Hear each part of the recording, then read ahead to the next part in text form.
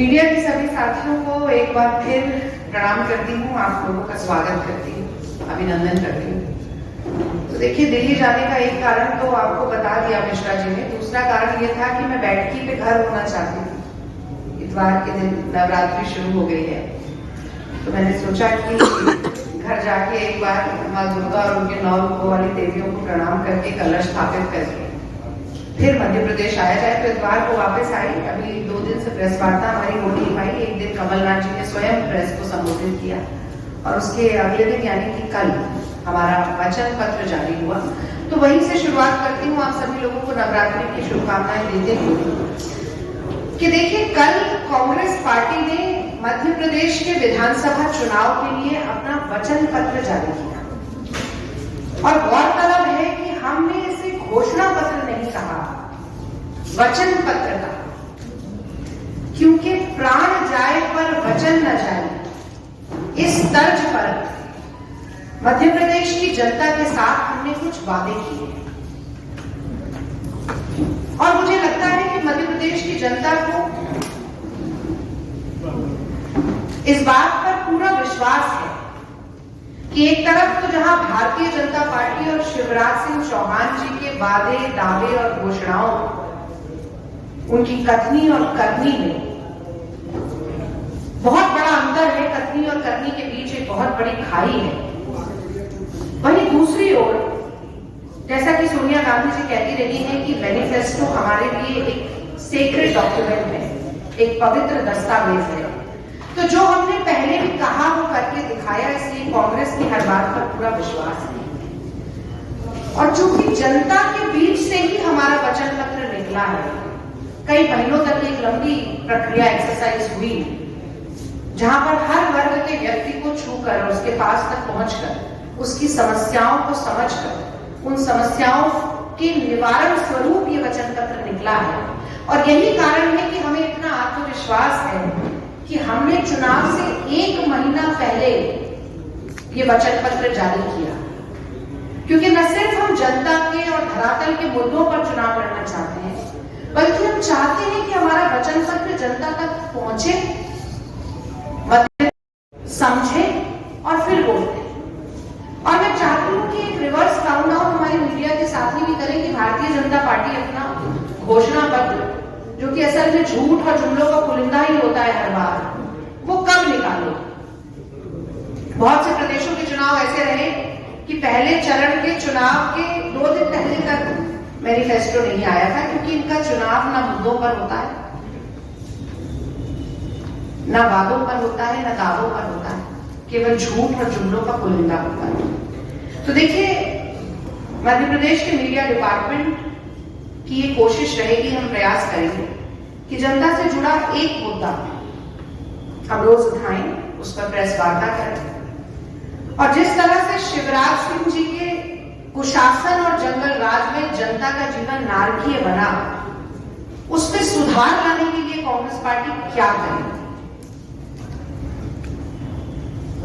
कौन से ऐसे कदम हैं जो कमलनाथ जी मुख्यमंत्री बनने के बाद उठाएंगे।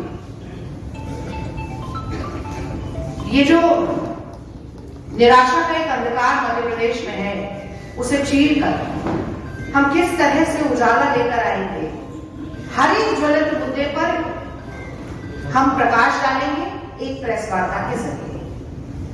तो आज की प्रेस वार्ता में मैं बात करना चाहती हूँ बेरोजगारों की, युवाओं की, छात्रों की। और मुझे पाश की वो पंक्तियां याद आती हैं कि मेहनत की लूट सबसे खतरनाक नहीं होती, पुलिस की मार सबसे खतरनाक नहीं होती, लोभ और लालच की मुट्ठी सबसे खतरनाक नहीं होती। सबसे खतरनाक होता है मुर्दा शांति का भर जाना, तड़प का न होना, सब कुछ सहते जाना।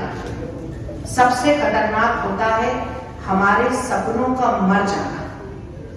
और मैं भावनात्मक स्तर पर आप लोगों से आज एक अपील करना चाहती हूँ। मैं चाहती हूँ कि यहाँ पर बैठा हर व्यक्ति, और आज जो मुझे सुन रहा है, देख रहा है, जो कल मुझे पढ़ेगा, वो हर व्यक्ति सोचे,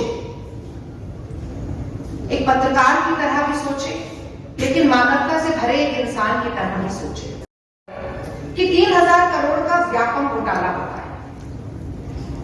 गवाह छात्रों समेत, पत्रकारों समेत 55-56 मौत हो जाती है, आत्महत्याएं हो जाती हैं। फिर पटवारी घोटाला होता है और इस घोटाले में 15-15 लाख रुपए की बोलियां लगाई जाती है नौकरी के। भिंड के भाजपा के विधायक हैं संजीव कुशवाहा, उनके कॉलेज के सेंटर में 10 टॉपर में से 7 सेंटर भाजपा विधायक के सेंटर से ही निकल कर आ जाते हैं। और जब टॉपर से पूछा जाता है कि बताइए मध्य प्रदेश में कितने जिले हैं, तो ऐसे टॉपर है कि उनको ये तक नहीं मालूम होता और उल्टा ये कहते हैं कि 15 लाख में अगर आपको नौकरी मिलेगी तो आप नौकरी नहीं लेंगे क्या? जिन्हें पूर्ण रूप से दिव्यांग माना जाता है पटवारी भर्ती के दौरान, वो 3 महीने बाद वन रक्षा विभाग के भर्ती में पूर्ण रूप से ठीक हो जाता है। ऐसे फर्जी सर्टिफिकेट बनाए जा रहे हैं। फिर आ जाता है नर्सिंग घोटाला, और नर्सिंग घोटाले का सूरत हाल ये है कि 800 कॉलेज में 8000 टीचिंग फैकल्टी फेक है, फर्जी है, नकली टीचिंग फैकल्टी।